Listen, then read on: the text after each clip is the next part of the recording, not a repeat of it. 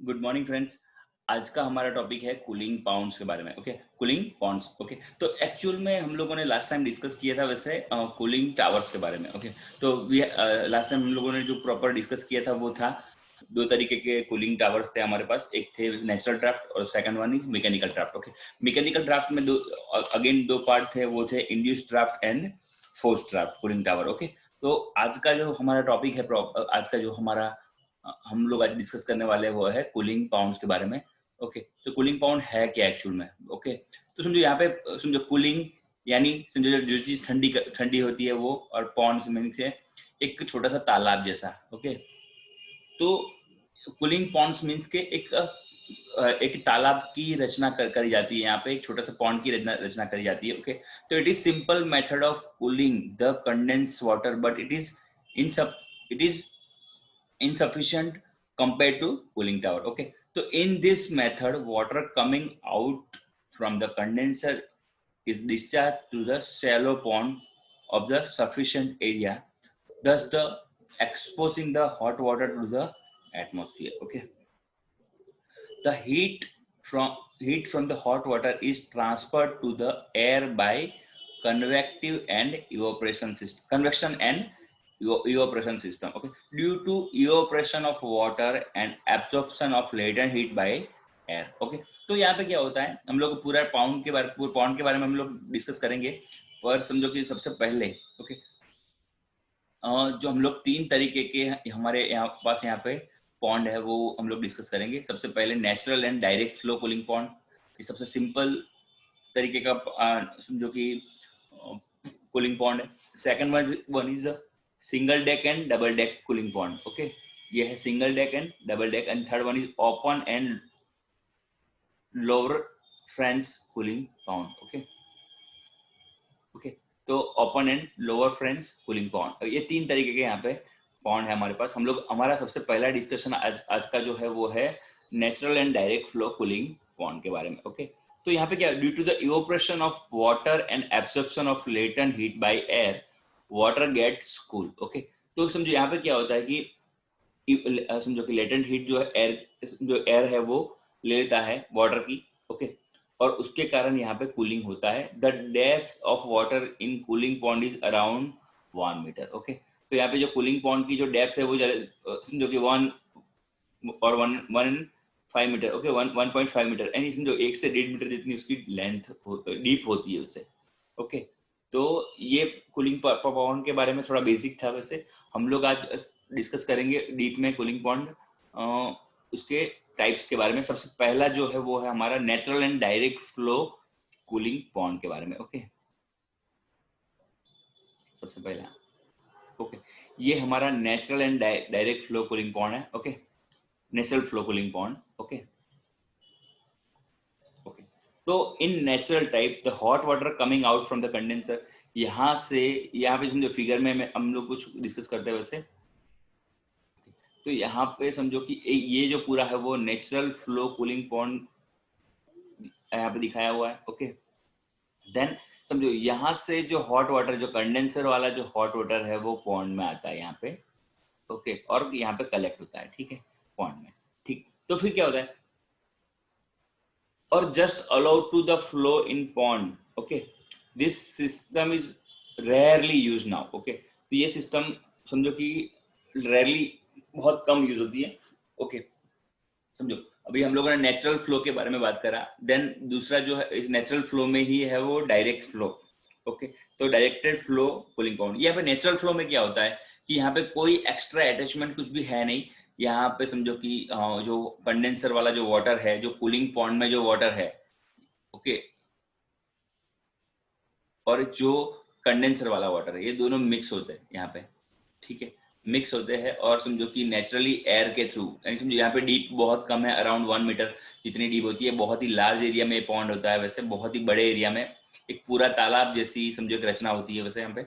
Okay, तो वो mix होती है, और समझो कि जो हॉट वाटर है वो एयर के समझो कि नेचुरल कन्वेक्शन के थ्रू।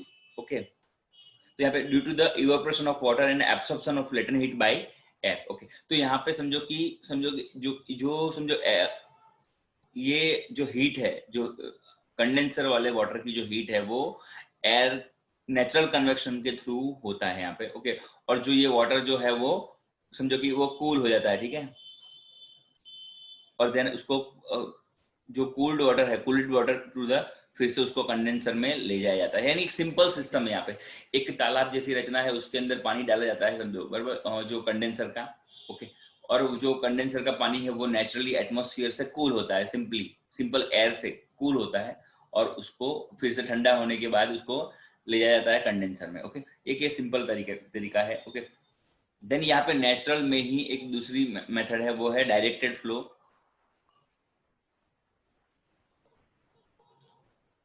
ओके। ये सेम जो नेचुरल में है वो है डायरेक्टेड फ्लो के बारे में, ओके। तो यहाँ पे क्या है, ओके, यहाँ पे फिगर शोन्स schematic diagram of directed flow cooling pond. The hot water coming out from the condenser enters the middle channel, okay. तो जो हॉट कंडेंसर का जो हॉट वाटर है, ओके, वो मिडल चैनल से यहाँ पे एंटर होता है और उसको डायरेक्ट किया जाता है, यानी उसको प्रॉपर डायरेक्शन दी जाती है, उसको सर्कुलेट होने, यहाँ पे समझो सेंटर में से वो दो पार्ट में, यहाँ पे एक साइड यहाँ पे और एक साइड यहाँ पे, दो पार्ट में डिवाइड होता है, ठीक है। और दोनों पार्ट में वो समझो कि डिवाइड होके यहाँ पे समझो कि कुछ समझो बेवल्स और समझो कुछ डिवाइडर्स और बफेल्स जो है उसके थ्रू उसको डिवाइड किया जाता है, okay. On the reaching of the far end, it is divided into two direction by the buffels, okay। यानी buffel plates के थ्रू उसको डिवाइड किया जाता है, okay. water travels through the pond several times before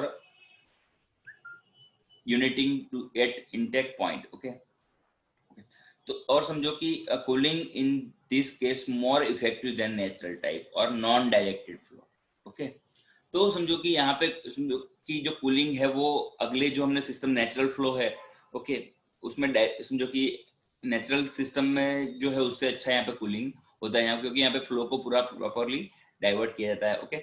और यहाँ पे क्या है, फिर से तो हॉट वाटर जो कंडेंसर से आ रहा है उसको यहाँ पे समझो कि एक एंड तक लिया जाया जाता है और वहां से उसको डिवाइड करा जाता है दो जगह पे, ओके। तो वहां से समझो उसको ऐसे चैनल में से बफेल्स के थ्रू उसको पार्टीशन करके उसको डिवाइड करके यहाँ से जो कूल वाटर है उसको कंडेंसर में ले जाया जाता है, ओके। फिर से ओके, सेम यहाँ पे भी दोनों साइड डिवाइड कर रहे हैं हम लोग, ओके। तो सेम भी यहाँ पे भी ऐसे ही डिवाइड होता है और उसको कूल करके समझो कि यानी एक प्रॉपर चैनल के थ्रू उसको ले जाया जाता है, तो प्रॉपर उसका वे होता है वाटर का, ओके। और समझो कि यहाँ पे कूलिंग जो है वो अगेन समझो कि evaporation of water and absorption of latent heat by the air, okay, and water gets cool, okay।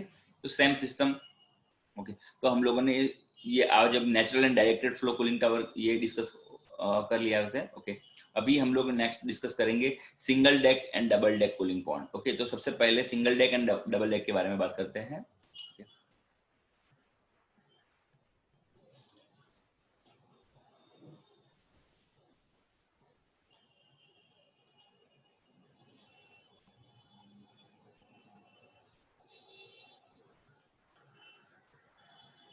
Okay.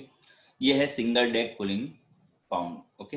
तो कूलिंग पाउंड सिंगल डेक कैसा होता है, यहाँ पे फिगर में हमको अभी समझो कि हम लोग दिख रहा है, okay. In single deck cooling pond spray nozzle are arrange at the same elevation as shown in figure, okay. तो एक समझो यहाँ पे स्प्रे नोजल्स यहाँ पे हमको दिख रही है, ये है हमारी स्प्रे नोजल्स, यहाँ पे बहुत सारी यहाँ पे करीबन 3 और 3 6 स्प्रे नोजल दिख रही है वैसे, okay. Okay, the nozzle breaks the water into the spray, okay. तो यहाँ पे क्या है, जो नोजल का काम क्या है, वाटर को पार्टिकल में डिवाइड करना और वाटर को ब्रेक करना इनटू स्प्रे में कन्वर्ट करता है, ओके। और नेचुरली वो नीचे की तरफ यहाँ पे पॉन्ड में समझो कि वो जो स्प्रे वाटर है वो यहाँ पे नेचुरली पॉन्ड में गिरता है, ठीक है। और एयर सप्लाई होती है, ओके। नेचुरली एयर जो आती है वो समझो कि जो स्प्रिंकलिंग वाटर जो है उसको समझो एयर के साथ मिक्स हो, समझो कि जो एटमॉस्फेरिक एयर के साथ जो हमारा स्प्रिंकलिंग वाटर है वो मिक्स होता है, और उसके कारण क्या होता है वो समझो कि उसके कारण समझो एटोमाइजेशन ऑफ वाटर जो होता है उसके कारण क्या होता है कि वो कूल होता है, ठीक है। तो the nozzle breaks the water into spray, okay। whirling motion can also be given to nozzle to produce better automation of the water, okay। nozzle are used usually placed 1.2 to 2.4 metre above the surface. Okay, तो ये nozzle को surface से around 2 to समझो 1.2 यानी 1.5 से 2.5 metre यानी 1.2 to 2.4 metre above the surface of the water and arrange the sufficient distance to each other so that there is no interference between the spray। okay, तो ये समझो कि यहाँ पे नोजल को एक सफिशिएंट डिस्टेंस पे लगाया जाता है। ठीक है, तो उसके कारण क्या होता है कि वो समझो कि सफिशिएंट समझो कि इंटरफेरेंस दोनों के बीच में समझो कि स्प्रे के बीच में ना हो ऐसा। ठीक है, there are no interference between the spray. Okay okay, तो ये हो गया सिंगल डेक के बारे में। ओके, तो ये तरीके का पूरा सिंगल डेक अरेंजमेंट होता है। ओके, यहाँ पे समझो कि जो हॉट वाटर है वो यहाँ से आता है। ओके, और स्प्रे करता है और नेचुरली एयर जो है उसको कूल करके जो कूल्ड वाटर ड्रॉपलेट्स है वो फिर से यहाँ पे पॉन्ड में गिर जाते हैं और देन जो पॉन्ड में जो वाटर ड्रॉपलेट्स गिरे उसके कारण उससे जो समझो यहाँ पे जो वाटर इकट्ठा जो होता है, यहाँ पे जो पानी हमारा इकट्ठा होता है उसको फिर से कंडेंसर में यहाँ से ले जाया जाता है। ठीक है, तो यानी ये पूरी की पूरी अरेंजमेंट उस तरीके से होती है। और यहाँ पे जो है वो जो अरेंजमेंट जो है ओके वो एटोमाइजेशन का अरेंजमेंट। एटोमाइजेशन मींस के वाटर को छोटे छोटे ड्रॉपलेट्स में कन्वर्ट करना, बराबर, वो ये चीज को एटोमाइजेशन बोलते हैं। ठीक है, तो वो नोजल जो है वो उस तरीके की होती है जो वाटर को छोटे से ड्रॉपलेट में कन्वर्ट कर दे। ओके, ठीक है।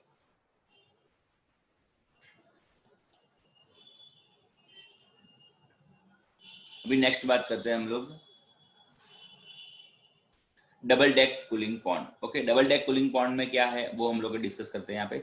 यहाँ पे नोजल की कुछ हम लोग यहाँ पे डिफरेंस यही है सिंगल डेक और डबल डेक में कि नोजल की जो अरेंजमेंट है वो अलग तरीके की होती है यहाँ पे। ओके, सेम इसमें भी नोजल्स है यहाँ पे लगी हुई है, स्प्रे नोजल्स है।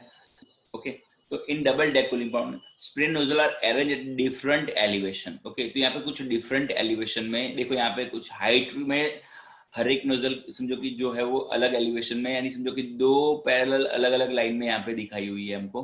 ठीक है, कि नोजल की जो हाइट है वो रैंडमली अलग अलग होती है वैसे। ओके ओके, तो इसको बोलते हैं in double deck cooling pond spray nozzles are arranged at different elevation so in figure its cooling effect is more than single deck cooling pond। okay, as the water comes into the contact with air at the lower temperature। okay, तो यहाँ पे एक समझो कि ये benefit रहता है। ठीक है, कि नोजल की हाइट जो अलग अलग होती है उसके कारण क्या होता है कि मैक्सिमम जो एयर है वो वाटर ड्रॉपलेट से कांटेक्ट में आती है, इसलिए उसको समझो कि यहाँ पे एलिवेशन पूरा अलग, तो यहाँ पे एफिशिएंसी सिंगल डेक से डबल डेक की ज्यादा है। ठीक है, ओके, अभी हम लोग समझो नेक्स्ट डिस्कस करेंगे open and lower French cooling pound. Okay, open and lower French cooling pound. Okay,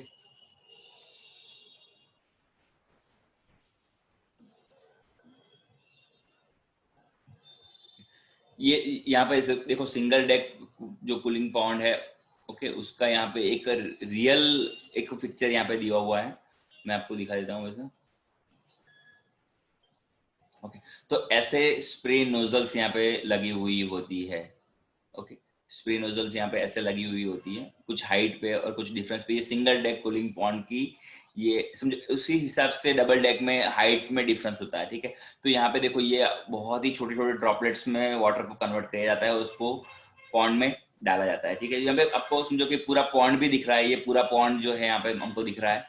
okay, और ये सिंगल डेक जो हमारी नोजल्स है वो भी हमको दिख रही है। ठीक है, तो ये इस तरीके की पूरी रचना होती है। ठीक है, अभी हम लोग डिस्कस करेंगे open and lower French cooling pond. Okay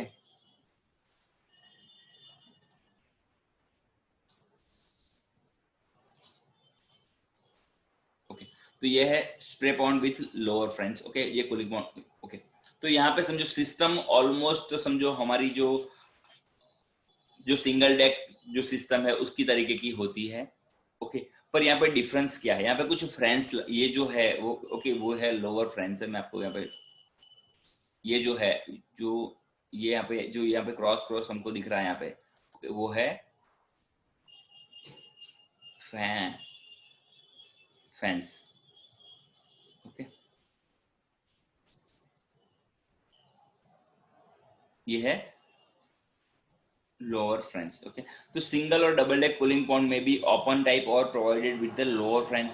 okay, in open pound drift loss are more as some water is carried away along with the wind when the wind velocity is high. Okay तो यहाँ पे एक problem था जो हमारी single deck में और double deck में एक प्रॉब्लम था कि अगर समझो विंड की वेलोसिटी अगर हाई होती है समझो, तो वो समझो कि क्या होता, तो जो ड्रिफ्ट लॉसेस जो है, ओके तो ड्रिफ्ट लॉसेस प्रोड्यूस होते हैं। ओके तो क्या होता है कि अगर समझो कि एयर की वेलोसिटी अगर ज्यादा हो बराबर, तो क्या होता है कि जो हमारा जो वाटर है, ओके जो वाटर है वो क्या होता है कि बहुत छोटे पार्टिकल में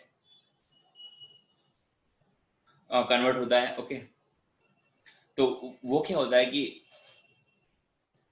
जो छोटे पार्टिकल में वाटर जो कन्वर्ट हो रहा है यहाँ पे, तो जो वो क्या होता है कि विंड के साथ वो चला जाता है। ओके वो विंड के साथ चला जाता है, ठीक है वाटर। तो फिर उसके कारण क्या होता है कि समझो कि हमारा जो यहाँ पे ड्रिफ्ट लॉसेस होता है। ओके ड्रिफ्ट लॉसेस के जो एयर की वेलोसिटी है उसके कारण ड्रिफ्ट लॉस होता है, ठीक है।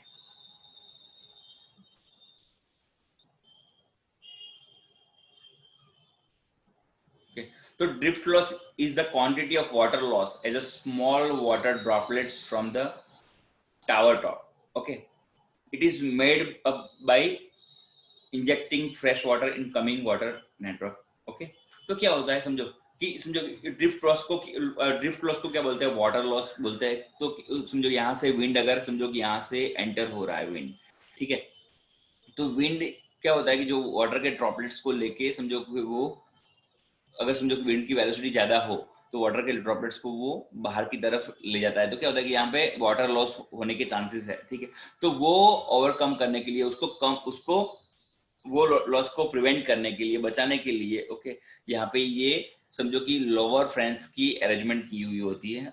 Okay this can be prevented by the providing lower French. Okay as shown in figure, यहाँ पे जो लोअर फ्रेंस है वो दिख रही है। Okay there the factor which influence the rate of heat dissipation from the cooling pond are initial temperature of water entering the cooling pond. यहाँ पे कुछ फैक्टर जो अफेक्ट करते हैं समझो कि जो इनिशियल वाटर जो अगर समझो कि जो इनिशियल टेम्परेचर जो वाटर का है, जो कंडेंसर में से जो वाटर यहाँ पे आ रहा है उसका टेम्परेचर मैटर करता है, ठीक है।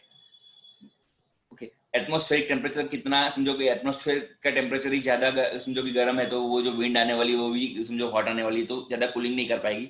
ओके रिलेटिव ह्यूमिडिटी ऑफ समझो ह्यूमिडिटी जो एटमॉस्फेयर की ह्यूमिडिटी मैटर करती है, wind velocity. Okay then solar radiation, shape size of nozzle area and depth of pond. Okay pond का डेप्थ कितना, पाउंड का जो डेप्थ है वो कितना है वो समझो, तो वो समझो कि पाउंड में कितना डेप्थ होगा उतनी ज्यादा ज्यादा डेप्थ अगर पाउंड का होगा तो क्या होगा कि उतना कम जो है वो कूल कर पाएगा, ठीक है। तो समझो कि अभी एडवांटेजेस और डिसएडवांटेजेस हम लोग कूलिंग पॉन्ड के डिस्कस करेंगे। It is a simple and inexpensive method of the cooling condenser water. Okay pumping cost is less than cooling tower as pumping heat is considerably less। okay तो pumping जो cost है वो समझो as compare to cooling tower वो बहुत ही कम है। ओके ओके देन समझो सिंपल डिजाइन एंड अरेंजमेंट जो है इसका वो एकदम सिंपल है। ओके देन समझो कि initial cost is less. Okay अभी समझो कि देयर इज समझो no control of temperature of cool water. Okay ये अभी डिसएडवांटेज की बात करते हैं हम लोग कि there is no control of temperature, क्योंकि यहाँ पे समझो कूल वाटर रेट समझो rate of heat dissipation from the cooling point depends on the many factors. Okay it has low cooling efficiency compare to cooling tower के compare में ये समझो कि बहुत ही कम उसकी एफिशिएंसी होती है। और कूलिंग टावर के कंपेयर में यहाँ पे क्या होता है, कूलिंग टावर के कंपेयर में यहाँ पे समझो अराउंड 25 to 40 टाइम्स जितना समझो कि एरिया ज्यादा लगता है समझो यहाँ पे कूलिंग टावर के कंपेयर में। यहाँ पे एरिया बहुत ही पाउंड जो है बहुत ही एरिया कवर करता है। ओके तो ये उसके कुछ डिसएडवांटेजेस है। It is require large area for cooling around 25 to 50 times that of cooling towers. Okay तो यहाँ पे समझो उसके कुछ डिसएडवांटेजेस हैं। ओके तो आज हम लोग यहाँ पे चैप्टर नंबर जो कंडेंसर एंड कूलिंग टावर जो है वो कंप्लीट करते हैं। ओके आज के लिए इतना, थैंक यू फ्रेंड्स।